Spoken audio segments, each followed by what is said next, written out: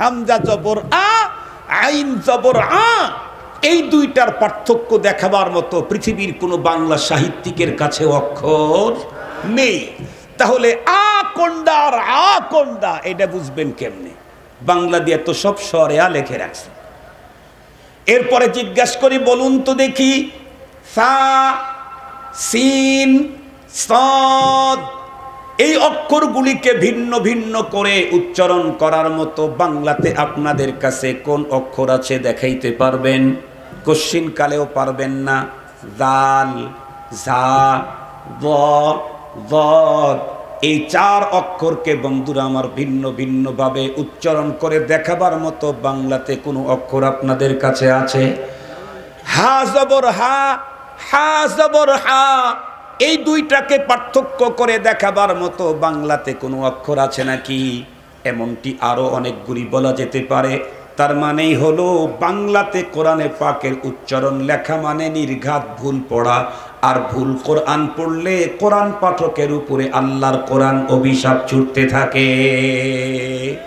নাহমাদুহু ওয়া নাস্তাঈনুহু ওয়া নাস্তাগফিরুহু ওয়া নু'মিনু বিহি ওয়া নাতাওয়াক্কালু আলাইহি ونعوذ بالله من شرور أنفسنا ومن سيئات أعمالنا من يهده الله فلا مضل له ومن يضلله فلا هادي له ونشهد أن لا إله إلا الله وحده لا شريك له ونشهد أن سيدنا وسندنا وحبيبنا وحبيب ربنا وطبيبنا وطبيب قلوبنا وأولانا ومولانا محمدا عبده ورسوله الذي أرسله بالحق إلى الخلق بشيرا ونذيرا وداعيا إلى الله بإذنه وسراجا وقمرا منيرا أما بعد فأعوذ بالله من الشيطان الرجيم بسم الله الرحمن الرحيم إن الذين يتلون كتاب الله وأقاموا الصلاة وأنفقوا مما رزقناهم سرا وعلانية يرجون تجارة لن تبور. وقال سيدنا صاحب القرآن صلى الله عليه وسلم من قرأ حرفا من كتاب الله فله حسنة والحسنة بعشر أمثالها لا أقول ألف لام ميم حرف بل ألف حرف ولام حرف وميم حرف أو كما قال عليه الصلاة والسلام. صدق الله مولانا العظيم وصدق رسوله النبي الأمي الكريم ونحن على ذلك لمن الشاهدين والشاكرين والذاكرين والحمد لله رب العالمين. اللهم صل على سيدنا مولانا محمد وعلى آله وأصحابه وبارك وسلم. اللهم صل على محمد النبي الأمي وعلى آله وسلم تسليما. يا رب صل وسلم دائما أبدا على حبيبك خير الخلق كلهم. আজ 23 নভেম্বর 2023 ইংরেজি বৃহস্পতিবার রাজাবাড়ি মদিনাতুল উলুম মাদ্রাসার হাফেজ ছাত্রদের পাগড়ি প্রদান উপলক্ষে আয়োজিত সালানা ওয়াজ মাহফিলের শ্রদ্ধাভাজন সম্মানিত সভাপতি মুআজ্জাজ হযরত বুজুর্গ উলামায়ে কেরাম, বিভিন্ন দিনী মাদারেস থেকে আগত আজিজ তালাবা, বিভিন্ন অঞ্চল থেকে সমাগত সম্মানিত সুধী, সর্বপ্রথম মহান আল্লাহ পাকের দরবারে আলিশান লাখো কোটি শুকর যে রব্বে করিম বড় দয়া করে মায়া করে ভালোবেসে আমাদের হায়াতকে দীর্ঘায়িত করে আজকের এই মুহূর্ত পর্যন্ত সুস্থ সবল রেখে দুনিয়ার শত ব্যস্ততাকে পিছনে ফেলে রেখে লক্ষ জনতার মধ্যে বাছাই করে ছাঁটাই করে আমাদের মতো অপরাধীদেরকে জান্নাতি আঙ্গিনায় অবস্থান নেওয়ার সুযোগ করে দিলেন। সে মহান সত্তার দরবারে আমরা প্রত্যেকেই শুকরগুজার হচ্ছি। জবান খুলে ভক্তি সহকারে মোহাব্বত নিয়ে দিল থেকে আবেগের সাথে সকলেই পড়ে নেই আলহামদুলিল্লাহ। সম্মানিত উপস্থিতি, অনেক লম্বা টাইম বয়ান করব না, মানে অপেক্ষা করতে করতে করতে করতে বয়ানের রুচি আমার শেষ হয়ে গেছে। সব জিনিসের একটা রুচি থাকে না, রুচি আমার শেষ হয়ে গেছে। এজন্য খুব অল্প সময়ে কথা বলবো। তবে স্টেজে বসার পরে একটা সাবজেক্টের উপরে কথা বলতে চেয়েছিলাম। হাফেজ ছাত্রদের কণ্ঠে ইসলামী গজল, আমাদের বড়রা গীত সঙ্গীত এগুলি ভালোভাবে দেখেন না শব্দগুলাকে, এজন্য ইসলামী গজলই বললাম। ইসলামী একটা গজল উপস্থাপন করেছে, আমাদের সামনে পেশ করেছে। তাদের গজলের কারণে আমার আলোচনার বিষয়বস্তু চেঞ্জ হয়ে গেছে। আমি চাইতেছি তাদের কণ্ঠের সাথে আমিও কণ্ঠ মিলায়া কোরআনে পাকের উপরে আলোচনাটা করি। মুহতারাম হাজরিন, আমরা প্রত্যেকেই জানি কোরআনে পাক মুসলমানদের জন্য আল্লাহ পাকের পক্ষ থেকে হাজার মেসেজ নিয়ে এসেছে। পৃথিবীর যত মানুষ যত মেসেজ দিক, কোরআনী মেসেজের চাইতে দামি মেসেজ পৃথিবীতে আর কোনো দিন হয় না, হবে না। আমি সূরা ফাতিরের 29 নম্বর আয়াতে কারিমা তেলাওয়াত করেছি। এই আয়াতে কারিমাতে রব্বে করিম 3টা ব্যবসার কথা বলেছেন। যে 3টা ব্যবসা আছে, এই 3টা ব্যবসার যে কোনো একটার সাথেই যদি কেউ মিশে, 3টা ব্যবসার যে কোনো ব্যবসা যে কেউ করলে, এই ব্যবসাগুলি এমন জীবনে কোনো দিন এই ব্যবসাতে মন্দাই আসে না, লসের তো সম্ভাবনাই নাই। অনেক সময় ব্যবসাতে মন্দা ভাব চলে না, লস তো পরের কথা, মন্দাই আসবে না। আমি এখান থেকে একটা ব্যবসার কথা বলবো এবং চেষ্টা করব খুব শর্ট টাইমে আপনাদেরকে এবং আমি এখান থেকে বিদায় নিতে। মুহতারাম হাজরিন, আমরা প্রত্যেকেই জানি যে আমাদের দেশে মানুষ অর্থ ইনকাম করার অনেক পথ পদ্ধতি আছে। এর ভিতরে সবচেয়ে বেশি টাকা ইনকাম করার পদ্ধতি হলো ব্যবসা। আপনারা কি বলেন? হালাল পন্থায় যদি কেউ বেশি উপার্জন করতে চায় তাহলে তার জন্য পথ হলো ব্যবসা। আজকের পৃথিবীর সবচেয়ে বড় ধনী যিনি, উনি চাকরিজীবী না ব্যবসায়ী? বাংলাদেশের ভিতরে বড় ধনী যিনি, উনিও কি চাকরিজীবী না ব্যবসায়ী? ব্যবসায়ী। ব্যবসায় সবচেয়ে বেশি ইনকাম করা যায়। চাকরিতে যত টাকাই হোক, এটার একটা লিমিটেড আছে। 5 লাখ, 10 লাখ, 20 লাখ, 1 কোটি, 3 কোটি। ব্যবসা যত ছোটই হোক, এটার ইনকাম আনলিমিটেড, লিমিটেড নেই। একদিন 500 টাকা মুনাফা হয়েছে, আল্লাহ ইচ্ছা করলে পরের দিন 1500 টাকা মুনাফা দিয়ে দিতে পারেন। এক মাসে 50,000 টাকা মুনাফা হয়েছে, পরের মাসে আল্লাহ ইচ্ছা করলে 2 লাখ টাকা দিতে পারেন। যাই হোক, এটার লিমিটেড নাই, আনলিমিটেড। মুহতারাম হাজিরিন, আমাদের দেশে বর্তমানে অধিক টাকা ইনকাম করার অনেক পথ আছে, কিন্তু সেগুলি বৈধ না, অধিকাংশ পথগুলি অবৈধ। আমি যতটুকুন জানি, বর্তমান বাংলাদেশে সবচেয়ে বেশি টাকা কামাবার অল্প সময়ের মধ্যে পথ, তার নাম হলো রাজনীতি। রাজনীতির যদি একটা লেভেল পর্যন্ত যেতে পারে, বর্তমান বাংলাদেশের যে অবস্থা, তাতে আঙ্গুল ফুলে কি গাছ জানি? আরে কলা গাছ না, সোনার গাছ। কলা গাছের তো দামই নেই, আঙ্গুল ফুলে সোনার গাছ হয়ে যায়।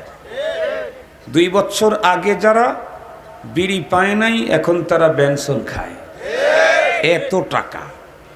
মোহতারাম হাজিরিন, কিন্তু ওইটা বৈধ না, অবৈধ। অবৈধর কথা বলি নাই, বৈধ পন্থায় যদি কেউ সর্বাধিক টাকা ইনকাম করতে চায় তাহলে তার জন্য ব্যবসা। মনে রাখবেন, ব্যবসাতে যতই ইনকাম হোক, পৃথিবীতে এমন কোনো ব্যবসা নাই যেই ব্যবসাতে শুধুই লাভ হবে, কোনো দিন লস যাবে না। এমন ব্যবসা কি আছে? আমি যতটুকুন শুনেছি আর কি, সেখান থেকেই রিপোর্ট করতেছি, আপনাদেরকে জানাচ্ছি। বাংলাদেশে নাকি যত ব্যবসা আছে তার মধ্যে একটা ব্যবসা খুব উন্নত, লাভ হয় খুব বেশি। ওইটা হলো বাবার ব্যবসা। বাবারে চিনেন নাকি? আরে ট্যাবলেটের ব্যবসা। এটা নাকি খুব লাভ। 10 টাকা দিয়ে কেনে 300 টাকা বিক্রি করে। 10 টাকার পুঁজি খাটাইলে 290 টাকাই লাভ হয়। কিন্তু এই ব্যবসাতে যেমন লাভ আছে তেমন, একটু জোরেই বলেন, লস আছে। কেমন লস? 2 মাস পর্যন্ত ব্যবসা করে 50 লাখ টাকা কামাইছে, হঠাৎ করে যদি ধরা পড়ে আমাদের বড় ভাইদের হাতে। বড় ভাই তো চেনেন? এখন শুধু ভাই বললে হবে না, বড় ভাই বলতে হবে। মোহতারাম হাজিরিন, বড় ভাইদের হাতে যদি ধরা পড়ে, গত 2 মাসে যা ইনকাম করেছিল তা তো গেছে, আগামী 1.5 মাসেরটাও অগ্রিম দিয়ে আসতে হবে, তাছাড়া চলবেই না জীবন। তাহলে ব্যবসা যত উন্নতই হোক, এখানে লাভ আছে তো কিও আছে, লসও আছে। এমন কোন ব্যবসা তামাম ওয়ার্ল্ডেই কেউ দেখাতে পারবে না যে ব্যবসায় শুধু লাভ লাভ লাভ লাভ, কোনো দিন লস আসে না, এমন ব্যবসা পৃথিবীতেই। কিন্তু রব্বুল আলামিন মহান মহাজন সূরাতুল ফাতিরের 29 নম্বর আয়াতে কারিমাতে তার বান্দাদেরকে 3টা ব্যবসার কথা বলে আল্লাহ বলেন, ইয়ারজুনা তিজারাতান লান তাদুর। এই 3টা ব্যবসা এমন, যে কোনো একটা ব্যবসা তুমি যদি করো, জিন্দিগিতে কোনোদিন মন্দা আসার সম্ভাবনা নাই, লসের তো কল্পনাই করতে পারবে না।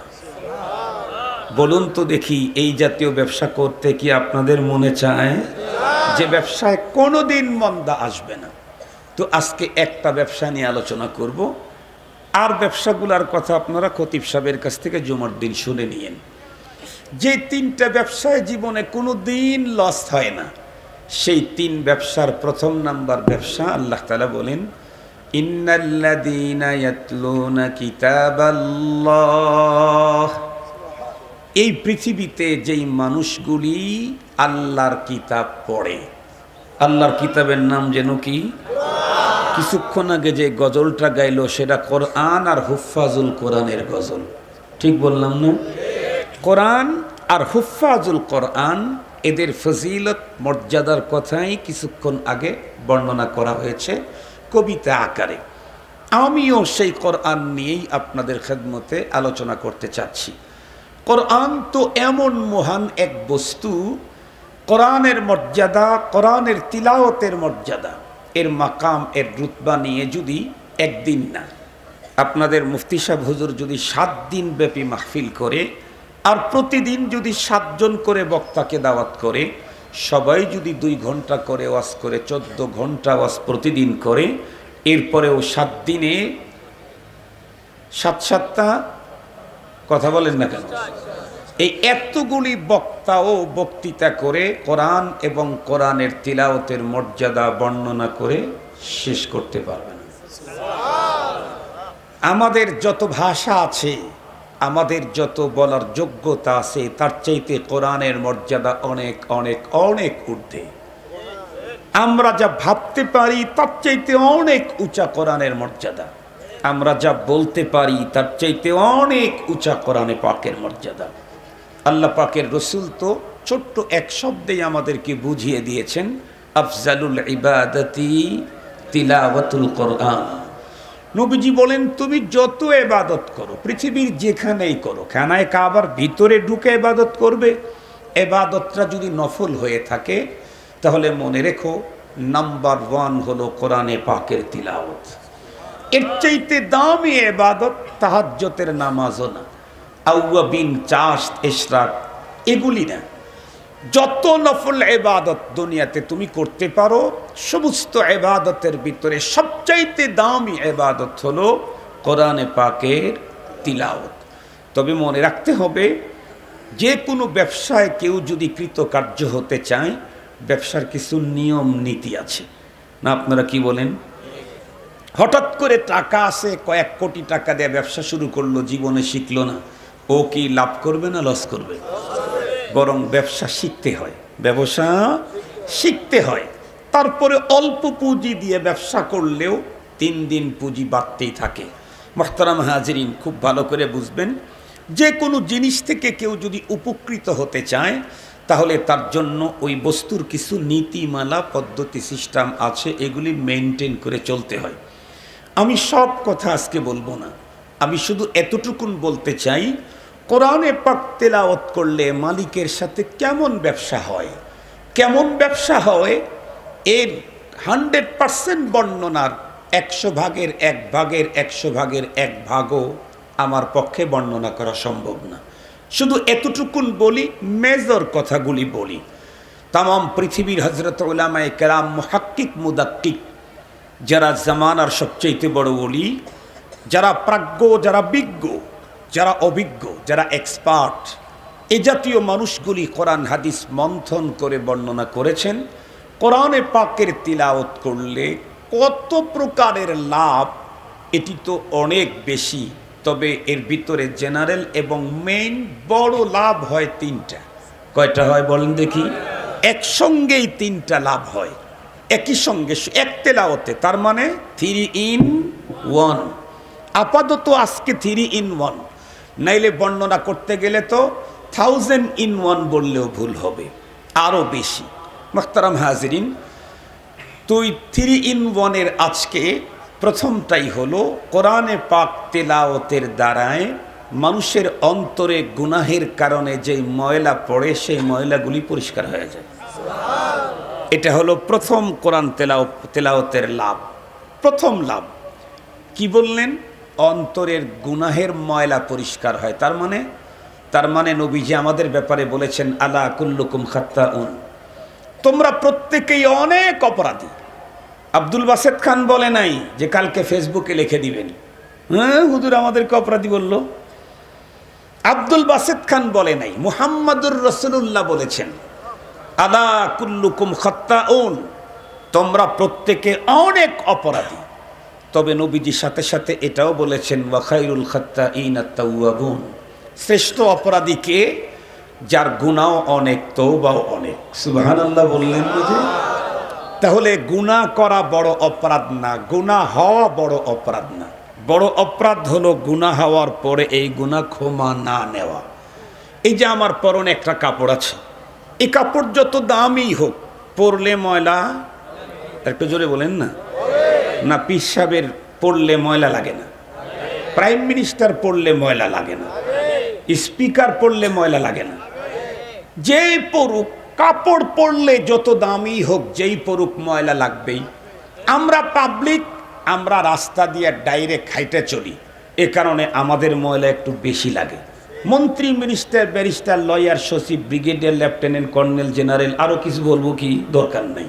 এই জাতীয় যারা আছে, তারা যেহেতু কালো গ্লাসের গাড়ির ভিতরে চলে, যেই গ্লাসের ভিতরে, যা গ্লাসের ভিতর দিয়ে ধুলা ঢুকতেও পারে না, বাতাসও বের হতে পারে না। ঠিক বললাম না? ঠিক বললাম? শীতাতপ নিয়ন্ত্রিত, এই জন্য তাদের শরীরে একটু ময়লা, কাপড়ে ময়লা কম লাগে, তবে লাগে। কথা বলেন, লাগে না? লাগে না? লাগে। আমাদের একটু বেশি লাগে, খোলা চলি, ওনাদের একটু কম লাগে, গ্লাসের ভিতরে থাকে তো।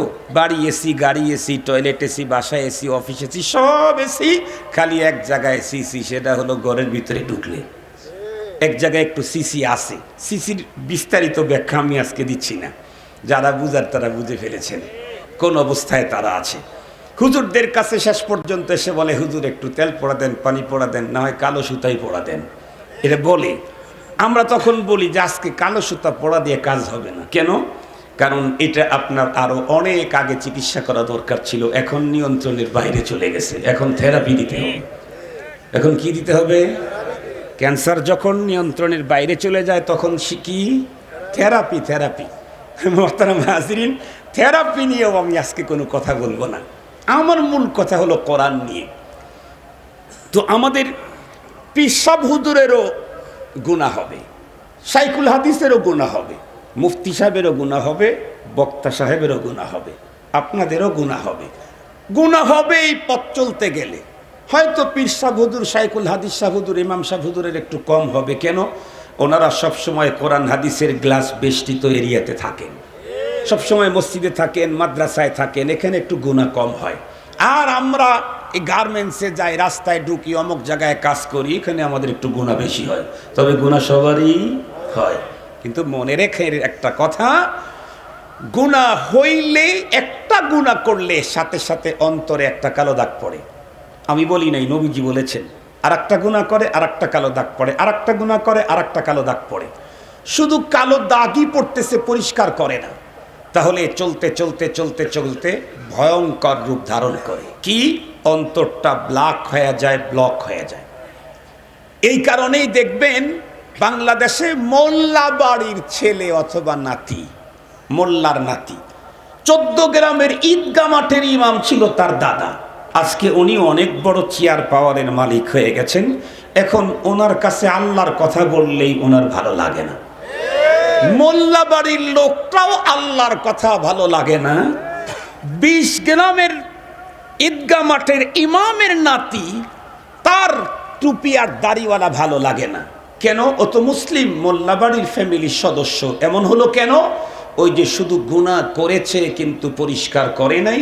চলতে চলতে চলতে চলতে এখন অন্তরটা ব্লক হয়ে গেছে।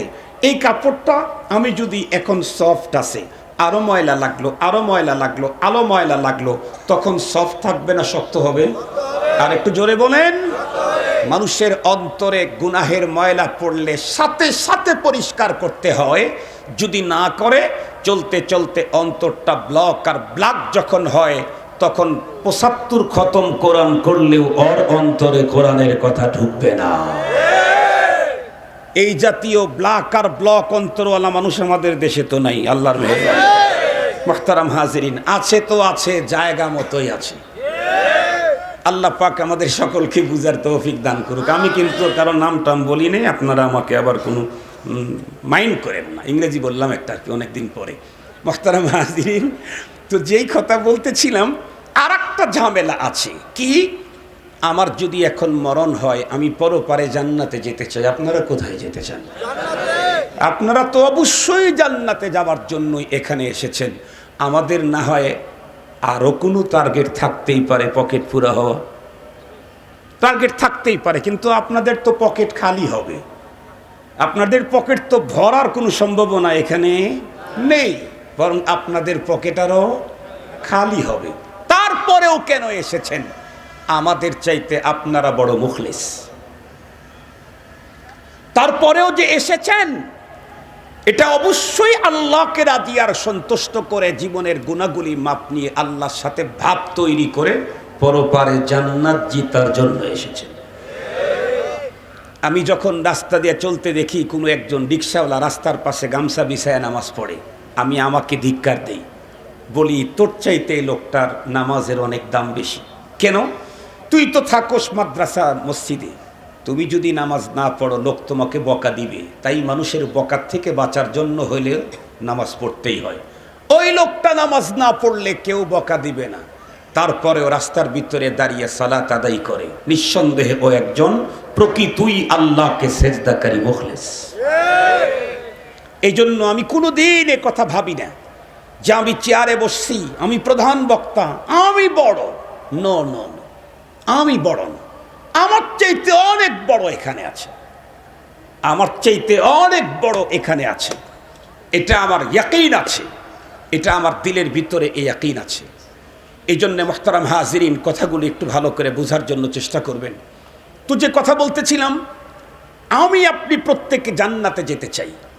আপনারা যারা ডোমেস্টিক অথবা ইন্টারন্যাশনাল এয়ারওয়েজে চলাফেরা করেছেন তারা ভালো জানেন, যদি অভ্যন্তরীণ কোনো বিমানে ঢাকা থেকে বাড়িতে যাবেন, ধরেন চিটাগাং, আপনি যদি স্লিপার গাড়িতে টিকিট করেন 1000 টাকা হইলেও স্লিপার গাড়িতে টিকিট পাওয়া যায়, ঘুমায়া ঘুমায়া যাবেন।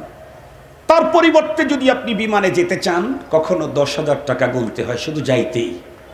এত টাকা দিয়ে টিকিট করার পরেও আপনি যদি বিমানে ঢুকতে চান, দেখবেন 2 টাইম 2টা জায়গাতে আপনার ব্যাগেজ চেক করবে, আপনার বডিটা ডিটেক্টর দিয়ে চেক করবে, ব্যাগেজ স্ক্যান করবে, আপনার বডিটা চেক করবে ডিটেক্টর দিয়ে। কেন? এয়ারওয়েজ কোম্পানিওয়ালাদের নিজস্ব কিছু রুলস আছে যে আমাদের এয়ারওয়েজে এই জিনিস বহন করা নিষিদ্ধ। তারা চেক করে দেখে নিষিদ্ধ কোনো কিছু যাত্রীর ব্যাগেজ অথবা শরীরে আছে নাকি। যদি তারা পেয়ে যায় তাহলে বলবে আপনি রেখে যান, যদি না রাখেন তাহলে আপনি থেকে যান। কথা কি বুঝাইতে পারছি আপনাদেরকে? হয়তো এগুলি রেখে যান, আর যদি তা না হয় তাহলে আপনি থেকে যান। মোহতারাম হাজিরিন, আমার টাকা দিয়ে আমার বাড়িতে আমি যাব, 10,000 টাকা দিয়েছি, তারপরেও যদি এয়ারওয়েজ কোম্পানিওয়ালাদের রুলস আমাকে মানতে হয়, চেক হয়, বলুন তো দেখি, যেই জান্নাতে যেতে চাচ্ছি ওরাও কি নানার বাড়ির সম্পদ? কার? আরো জোরে বলেন। আল্লাহর জান্নাতে আমি আপনি যে কেউ ঢুকতে চাইলে কি চেক হবে না? নিঃসন্দেহে চেক হবে। কোরআন হাদিস মন্থন করে দেখেন, এমন চেক হবে, কারো শরীরে, কারো অন্তরে, কারো নাকের, কারো চোখের, কারো মুখের, কারো হাতের, কারো পায়ের কোনো এক জায়গাতে গুনাহের ছোট্ট একটা স্পট থাকলেও আল্লাহ পাক তাকে জান্নাতে ঢুকতে দিবেন না। তাহলে আমি তো জান্নাতের প্রত্যাশী। নবীজি তো নিজেই বললেন তোমরা অনেক অপরাধী। নবীজি এটাও বললেন অপরাধ করার সাথে সাথে অন্তরের উপরে কালো দাগ পড়ে।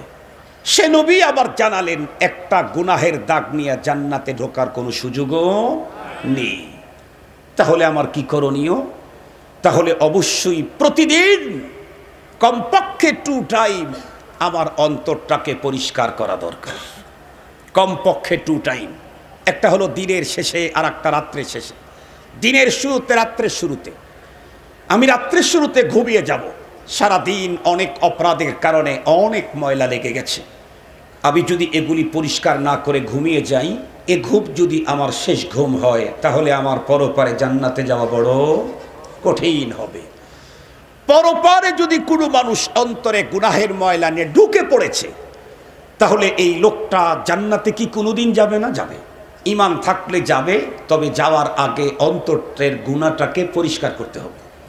পরপারে যদি কোনো মানুষ অন্তরের গুনাহের ময়লা পরিষ্কার করতে চায়, তাহলে তাকে দহনের শাস্তি নিতে হবে, আগুনে পুড়তে হবে। আমাদের দেশে যেমন লোহাকে পিওর করে আগুনে পুড়ে, পরপারে আল্লাহ তার বান্দাদেরকে পিওর করবে আগুনে পোড়ায়া। দুনিয়াতে যদি পিওর করতে চাই, তাহলে অনেকগুলি পদ্ধতির অন্যত একটা পথ হলো কোরআনে পাকের তিলাওয়াত। সুবহানাল্লাহ বললেন না যে?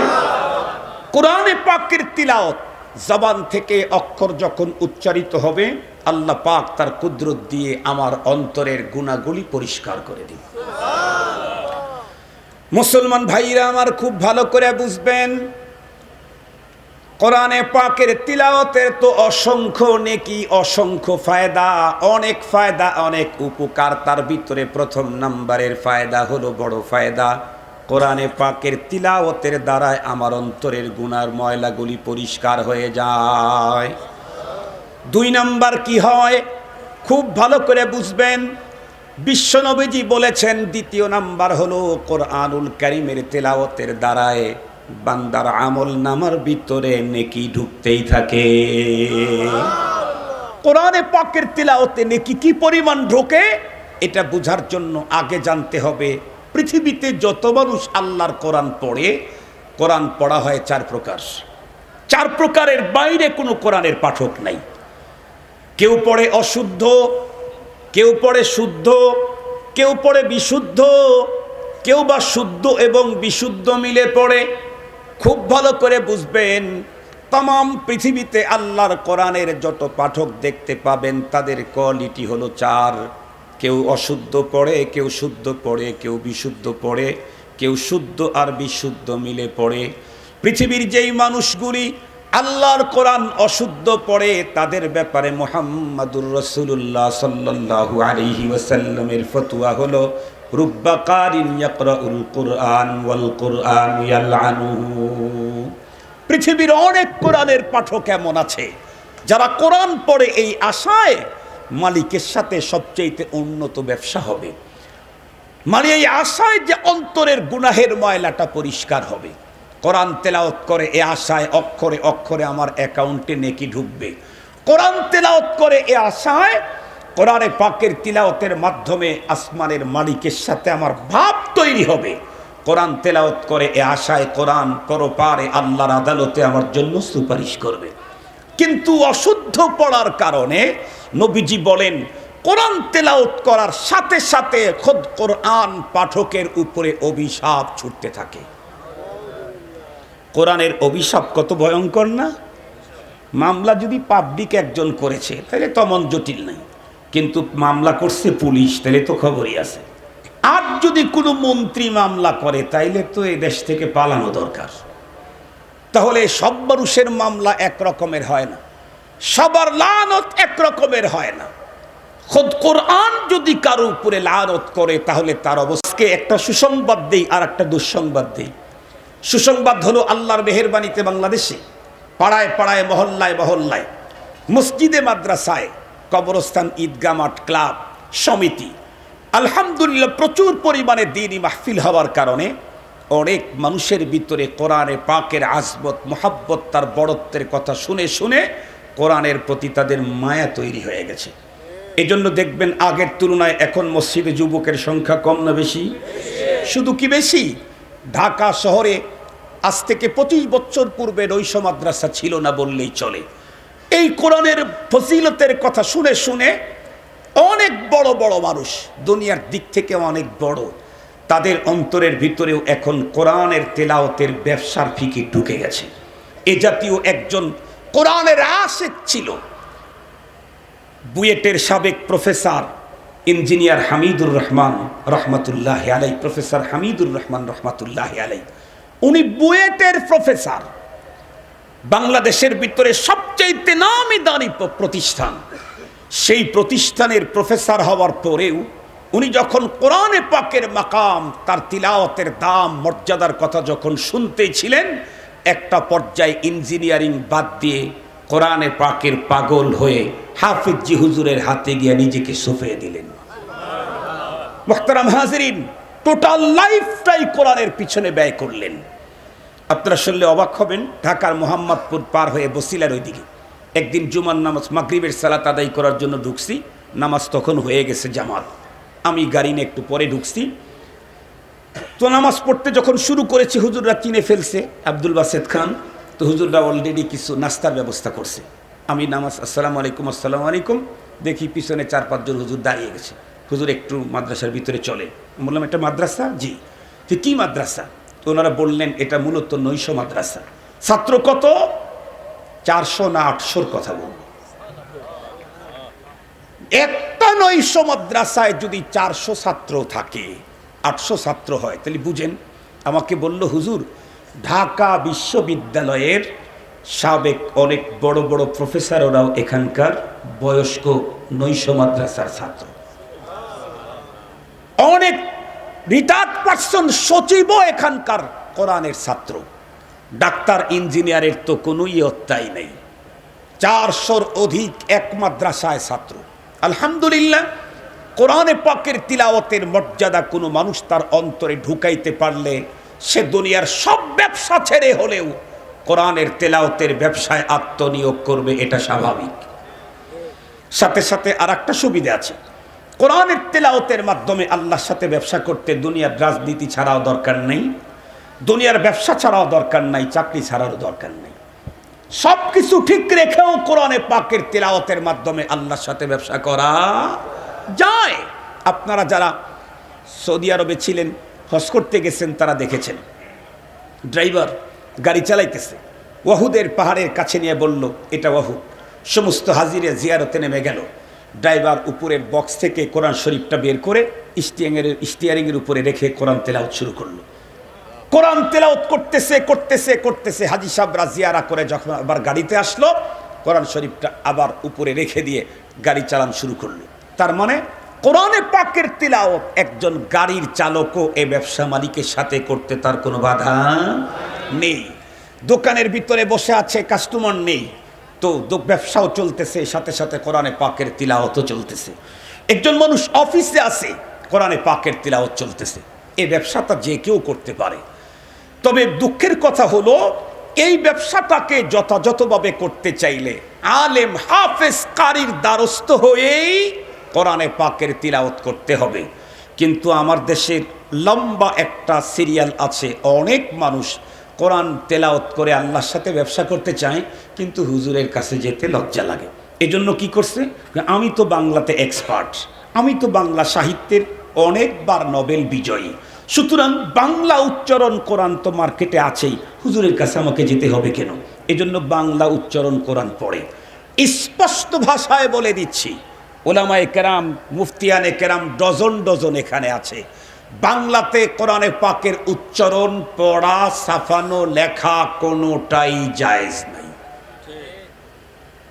আবারও বলছি, জায়েজ নাই। কেন? আল্লাহ পাক যে কোরআন পড়ে ব্যবসা করতে বলেছেন, এটার আল্লাহ পাক একটা রুলস দিয়েছেন। কি? আল্লাহ বলেন, ওয়ারাত্তিলিল কুরআনা তারতিলা। কোরআন যে পড়বা, যেমনে তেমনে পড়লে ব্যবসা হবে না, তারতিলের সাথে পড়তে হবে। তারতিল কি জিনিস? তারতিল হলো শুদ্ধ পড়তে হবে, স্পষ্ট পড়তে হবে। আমরা প্রত্যেকেই জানি, এই পৃথিবীর মধ্যে কেবলমাত্র একটা ভাষা এমন আছে, যেই ভাষার অক্ষরগুলি উচ্চারণ করার জন্য কণ্ঠের ভিতরে আল্লাহ পাক নির্ধারিত জায়গা বন্ধুরা আমার দিয়েছেন। আমরা প্রত্যেকেই জানি, কোরআনুল কারীম তিলাওয়াত করার জন্য আরবি অক্ষরগুলি মাখরাজ থেকে উচ্চারণ করা লাগে। যেই মাখরাজ থেকে যেই অক্ষর উচ্চারণ করার নীতি দেওয়া হয়েছে, ওই মাখরাজ থেকে যদি ওই অক্ষর উচ্চারিত না হয়, তাহলে এই বন্ধুরা আমার কোরআন পড়া ভুল হয়ে গেল। আপনারা বলেন তো দেখি, যারা আলেমের কাছে গিয়ে আল্লাহর কোরআন তেলাওয়াত শিখতে চায় না, বাংলা উচ্চারণ যারা বন্ধুরা আমার পড়ে পড়ে আল্লাহর কোরআন তেলাওয়াত করবে, তাদেরকে জিজ্ঞেস করতে চাই, হামজা জবর আ, আইন জবর আ, এই দুইটার পার্থক্য দেখাবার মতো আপনাদের কাছে বাংলায় কোন কোন অক্ষর আছে? নাই। হামজা জবর আ, আইন জবর আ, এই দুইটার পার্থক্য দেখাবার মতো পৃথিবীর কোনো বাংলা সাহিত্যিকের কাছে অক্ষর নেই। তাহলে আ কোনটা আর আ কোনটা এটা বুঝবেন কেমনে? বাংলা দিয়ে তো সব স্বরে আ লিখে রাখছে। এরপরে জিজ্ঞেস করি, বলুন তো দেখি, সা, সিন, সাদ, এই অক্ষরগুলিকে ভিন্ন ভিন্ন করে উচ্চারণ করার মতো বাংলাতে আপনাদের কাছে কোন অক্ষর আছে দেখাইতে পারবেন? কোশ্চিন কালেও পারবেন না।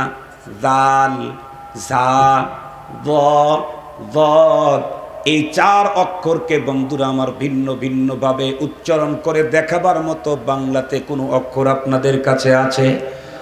হা জবর হা, হা জবর হা, এই দুইটাকে পার্থক্য করে দেখাবার মতো বাংলাতে কোনো অক্ষর আছে নাকি? এমনটি আরো অনেকগুলি বলা যেতে পারে।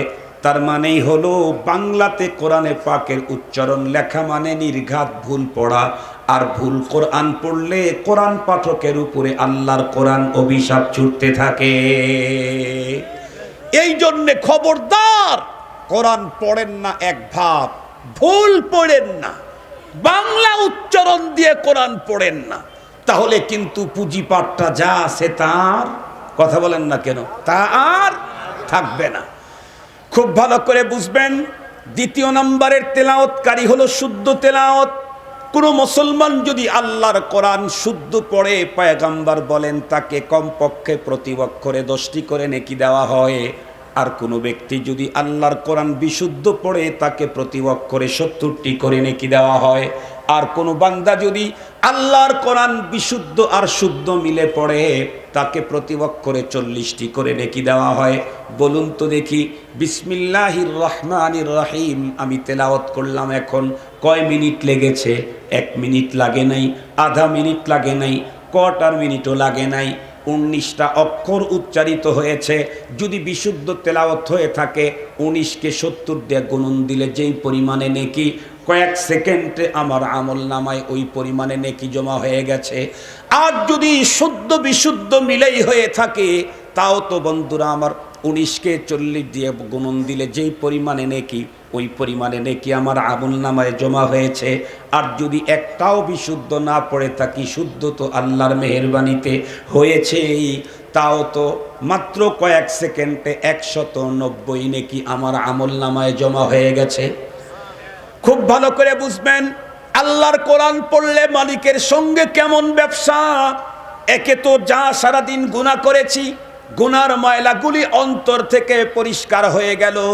দ্বিতীয় নাম্বার, প্রতিটি অক্ষরে অক্ষরে কমপক্ষে 10টি করে নেকি, না হয় 40 নেকি, না হয় 70 নেকি হবেই হবে।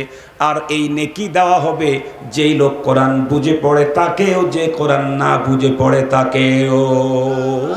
আল্লাহু আকবার বলেন। আমাদের দেশের কেউ কেউ বলে কোরআন না বুঝিয়ে পড়লে কোনো নেকি নেই। এটা বাজে কথা, মিথ্যে কথা, ভুল তথ্য। এটি কখনোই ঠিক হতে পারে না। কেন? আপনারা যদি এই জাতীয় কোনো হুজুরের পালায় পড়েন যে এসে বক্তব্য দিল কোরআন বুঝেই পড়তে হবে, না বুঝে পড়লে কোনো নেকি নেই, তাদেরকে সহজ একটা জিজ্ঞাসা করবেন, হুজুর আপনি যদি আলিফ লাম মিম পড়েন তাহলে কি নেকি হয়? উনি বলবেন হয় হয়। আপনি কাফ হা ইয়া আইন সদ যখন পড়েন তখন কি নেকি হয়? উনি বলবেন হয়। আপনি যখন আলিফ লাম র পড়েন তখনও কি নেকি হয়? উনি বলবেন হয়। আপনি তখন বলবেন, আপনি তো বললেন না বুঝে পড়লে কোনো নেকি হয় না, কাফ হা ইয়া আইন সদ আপনি কি বুঝেছেন আমার একটু বুঝায় দেন। বলেন বলেন, পৃথিবীর কেউ বুঝাইতে পারবে? ইসলামিক স্কলার কেন তার দাদাও বুঝাইতে পারবে না। কারণ তামাম পৃথিবীর নাম করা তফসির জালালাইন, এই তফসিরের ভিতরে আলিফ লাম মিমের ব্যাখ্যা লেখা হয়েছে আল্লাহু আ'লামু বিমুরাদিহি বিহি বিযালিকা। এই অক্ষরগুলা দিয়ে এই জায়গাতে আল্লাহ পাকের কি উদ্দেশ্য এটা একমাত্র আল্লাহই জানেন, পৃথিবীর আর কেউ। আরো সহজ কথা বলি, আল্লাহ পাক তার কোরআনটাকে সাজিয়েছেন 2 রকমের আয়াত দিয়ে। আয়াত মুহকামাত, আয়াতে মুতাশাবিহাত, 2 রকমের আয়াত। কিছু আয়াত আছে সূরার শুরুতে যেগুলি কেটে কেটে পড়তে হয়, আরবিতে বলা হয় হুরুফে মুকাত্তাআত, যেমন আলিফ লাম মিম কেটে কেটে পড়েছি। যালিকাল কিতাবুল লা রাইবা ফি, এটা কিন্তু কেটে পড়ি নাই। যালিকা যদি কেটে পড়তাম তাহলে দাল লাম কাফ এভাবে পড়া লাগতো, ওটা কেটে পড়া না, ওটা হলো মিলায়া পড়তে হয়। আল্লাহ পাক 2 রকমের শব্দ দিয়ে কোরআন সাজিয়েছেন। তার ভিতরে 1 রকমের আয়াতগুলি এমন যার তর্জমা পৃথিবীর কেউ জানে না। 2 রকমের আয়াত দিয়ে কোরআন সাজিয়ে আল্লাহ পৃথিবীর মানুষকে বুঝালেন, আলিফ লাম মিম তুমি কিছুই বোঝো নাই, এখানে নেকি। যালিকাল কিতাবুল লা রাইবা ফিহি পুরাই বুঝেছো, সেখানেও নেকি। তার মানে কোরআন তুমি বুঝে পড়লেও নেকি, না বুঝে পড়লেও নেকি। কোরআন তুমি বুঝে পড়লেও নেকি, না বুঝে পড়লেও নেকি। আমি খুতবার ভিতরে যে হাদিসটা পড়েছি খুতবার শেষে, ওখানে নবীজি কথা বলেছেন, লা আকুলু আলিফ লাম মিম হারফুন। আমি নবী কথা বলি না যে আলিফ লাম মিম পড়লে একটা অক্ষর উচ্চারণ হলো, বাল আলিফুন হারফুন ওয়া লামুন হারফুন ওয়া মিমুন হারফুন। যে ব্যক্তি আলিফ লাম পড়লো সে 3টা অক্ষর পড়লো, সুতরাং তার 3 10 30 নেকি কমপক্ষে হবে।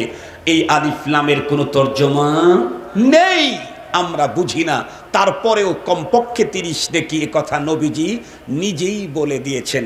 সঙ্গত কারণেই আমরা নিশ্চিন্তায় থাকি, কোরআন বুঝে পড়লে নেকি বাড়বে, না বুঝে পড়লেও কমপক্ষে 10টি করে নেকি প্রতি অক্ষরে আমার অ্যাকাউন্টে জমা হবেই হবে। এই ব্যবসাটা করা যায় না ইনশাআল্লাহ? এই ব্যবসাটা করা যায় না ইনশাআল্লাহ? 3 নম্বরের বড় একটা ফায়দা হলো, কোরআন শরীফ পড়লে একজনের সাথে ভাব হয়। বলেন তো দেখি সে কে? আর একটু জোরে বলেন। মুহতারাম হাজিরিন, বড়র সাথে ভাব করতে কে না চায়?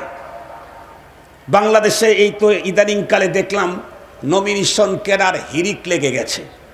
সবচাইতে বেশি দেখা যাইতেছে খেলোয়াড় ফিল্ড ছেড়ে দিয়ে এখন নমিনেশনের জন্য পাগল হয়েছে।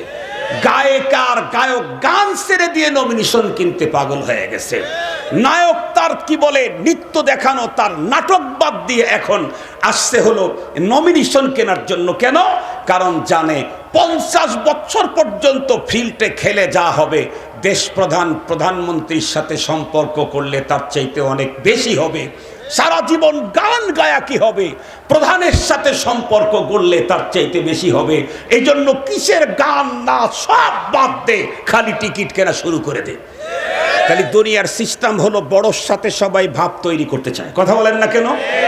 বড়োর সাথে সবাই ভাব তৈরি করতে চায়। প্রয়োজনে ফিল্ড ছেড়ে দাও, প্রয়োজনে স্টুডিও ছেড়ে দাও, প্রয়োজনে গান ছেড়ে দাও, বড়োর সাথে ভাব তৈরি করো, তাহলে জীবনে আর অভাব থাকবে না। এই ছোট ছোট বড়োর সাথে যদি ভাব তৈরি করলেই অভাব দূর হয়, আমার রবের সাথে যদি কারো ভাব তৈরি হয়, দুনিয়াতে তাকে অভাব টাসই করতে পারবে না। আর যদি রবের সাথে ভাব তৈরি না হয়, তাহলে তার অভাব শেষ হবে না। যত বড় চেয়ারেই থাক, টেনশন ফুরাবে না। বাংলাদেশের বর্তমান অবস্থা কি? একেবারে ভিক্ষুক থেকে শুরু করে নিয়ে সবচাইতে বড় চেয়ারে যারা আছে, চেয়ার যার যত বড়, টেনশন তার তত বেশি। বাংলাদেশের বর্তমান অবস্থা, চেয়ার যার যত বড়, টেনশন তার তত বেশি। যার চেয়ার নাই, সে রাস্তার মাঝখানে আইল্যান্ড, এই দিকে ওই দিকের মাঝখানে ডিভাইডার যেটা আছে, মাঝখানে ডিভাইডারের উপরে ঘুমাইতেও কোনো পেরেশানি নেই। যার চেয়ার আছে রাত্রিকালীন চতুর্দিকের পাহারা দেওয়া ভয়। এই চতুর্দিকে পাহারা দিলাম, মাটির নিচ থেকে আসমান থেকে না জানি আবার কি নেমে আসে। ঠিক বললাম না? ঠিক বললাম? এই সব অভাব দূর করতে চাইলে, শান্তি আর নিরাপত্তার জীবন বিধান করতে চাইলে একজনের সাথে ভাব তৈরি করতে হবে। সেটা কে? আল্লাহ ছাড়া পৃথিবীর কেউ কাউকে কোনোদিন নিরাপত্তা দিতে পারে না। আমাদের দেশ অতীতের নেতাদের জীবন তার বাস্তব সাক্ষী, পাকিস্তানের নেতাদের জীবন বাস্তব সাক্ষী। তাম পৃথিবীর অধিকাংশ বড় নেতাগুলি দুনিয়ার থেকে বিদায় নিয়েছে, যাদেরকে দিয়ে সিকিউরিটি দিয়েছে তারাই শেষ করে দিয়েছে। যাদেরকে নিরাপত্তার জন্য রেখে দিয়েছে, তাদের দ্বারাই আক্রান্ত হয়েছে। এজন্য প্রকৃত নিরাপত্তা কে দিবে? আল্লাহ পাক আমাকে প্রকৃত নিরাপত্তা দিবেন এবং আল্লাহই আমার সকল অভাব দূর করবেন। সেই রব্বুল আলামিনের সঙ্গে যদি কোনো মানুষ ভাব তৈরি করতে পারে, আমার জানা মতে সে তো ভিন্ন পথে হাঁটার কোনো সুযোগ নাই। আল্লাহ পাকের সঙ্গে ভাব তৈরি করতে চাইলে কোরআনে পাকের তিলাওয়াত লাগাও। যেই মানুষের তিলাওয়াত যত বাড়তে থাকবে, আল্লাহ পাকের সঙ্গে তার তত বেশি সম্পর্ক গভীর হতে থাকবে, ভাব তত তৈরি হতে থাকবে। মুসলমান খুব ভালো করে বুঝবেন, হাদিসে পাকের মধ্যে এসেছে, সেখান থেকেই আপনাদেরকে বলতেছি। আল্লাহ পাকের কোরআন তেলাওয়াতের প্রথম ফায়দা হলো অন্তরে গুনাহের ময়লা পরিষ্কার হলো, সাথে সাথে প্রতি অক্ষরে কমপক্ষে 10টি করে নেকি আমার অ্যাকাউন্টে ঢুকে গেল। সাথে সাথে যত পড়তে থাকবো ততই সম্পর্ক গড়বে রব্বুল আলামিনের সঙ্গে। রব্বুল আলামিনের সঙ্গে যদি আমার আপনার সম্পর্ক হয়, তাহলে কি হবে? আল্লাহ পাকের কোরআনে আল্লাহ পাক বলেন, কুল ইন কুনতুম তুহিব্বুনাল্লাহ ফাত্তাবিউনি ইউহিব্বুকুমুল্লাহ ওয়া ইয়াগফির লাকুম যুনুবাকুম ওয়াল্লাহু গফুরুর রহিম। কেউ যদি কারো সাথে ভাব তৈরি করতে পারে, তাহলে তার সাথে কখনো ভুল বেদবি হয়ে গেলেও তার তেমন বেশি টেনশন থাকে না। কেন? আমাকে যে মোহাব্বত করেন এটা উনি মাফ করে দিবেন। আর যদি তার কল্যাণকর, তার রুচির মতো কোনো কাজ করতে পারেন, তখন উনি ভাবেন বড় ধরনের উপঢৌকন আমি পেয়েই যাব। রবের সাথে যদি আমাদের ভাব তৈরি হয়, জীবন চলার পথে যত অপরাধ হবে, আল্লাহ বলেন ইয়াগফির লাকুম যুনুবাকুম, আমার সাথে ভাব আছে তো এই জন্য তোমাকে মাফ করে দেব। দেখেন না, যে কোনো সময় যে কোনো সরকার ক্ষমতায় থাকলে তার দলীয় লোকের যদি ফাঁসির অর্ডারও হয়, আর যদি প্রেসিডেন্ট যদি তার দলের হয়, তার কাছে গেলে হাইকোর্ট বলে দিয়েছে ফাঁসি, সেটাকে উনি মাফ করে দেন। আল্লাহু আকবার বললেন না? যে রবের সাথে যদি কারো সম্পর্ক ওই মানের হয়, তো শরীয়তের আইনে আমার অবস্থা বড় জটিল, কিন্তু রবের সাথে আমার সম্পর্ক খুব গভীর আছে, তাই রব্বে কারীম বলেন ইয়াগফির লাকুম যুনুবাকুম, তোর অপরাধগুলিকে আমি ক্ষমা করে দেব। সুবহানাল্লাহি ওয়া বিহামদিহি। আর কি হবে? ছোট্ট ছোট্ট ভালো কাজ যদি আমি করি, তুমি যেহেতু মোহাব্বত করো, দেখেন না বড় ছেলে তার তুলনায় ছোটটাকে বাবা বেশি মোহাব্বত করে। বড় ছেলে কাজ করতে দিয়েছে, এই এইদিকে 500 ইট আছে, ইটগুলা এইদিকে দিয়ে রাখবি। বড় ছেলে সকাল থেকে দুপুর পর্যন্ত 10টা ইট নিজে একা একা মাথায় উঠায়া ওই পর্যন্ত রাখছে। বাবা কতবার দেখলো, তার জন্য কিছুই হলো না। আর একটা ছেলে একদম ছোট, বাবা ওটারে বেশি চয়েস করে। যাওয়ার সময় দেখছে ও একটা ইট নিয়ে কোন রকম করে হাঁটতেছে পড়তেছে, এই পর্যন্ত হয়তো 3টা ইট ওখান থেকে নিয়ে এখানে রাখছে। কিন্তু লজেন্স পাবে বড়টা না ছোটটা? একটু জোরে বলেন না। লজেন্স পাবে বড়টা না ছোটটা? বড়টার মায়া বাবার অন্তরে অত বেশি নাই, এজন্য ওর বড় কাজও বাবার কাছে তত বড় মনে হয় না। ছোটটার মায়া বাবার অন্তরে অনেক বেশি, এ কারণে ওর ছোট্ট কাজের কারণে পুরস্কার পাওয়া যায়। আমরা যখন আল্লাহ পাকের সাথে আমাদের সম্পর্ক গাঢ় হয়ে যাবে, আমরা ছোট ছোট ইবাদত করব। 5 টাকা দান করেছি, 50 টাকা দান করেছি, তাহাজ্জুদের নামাজ হাজার রাকাত পড়তে পারি নাই, প্রতিদিন পড়তে পারি নাই, মাঝে মাঝে 2-1 দিন শেষ রাত্রে উঠে কান্না করেছি।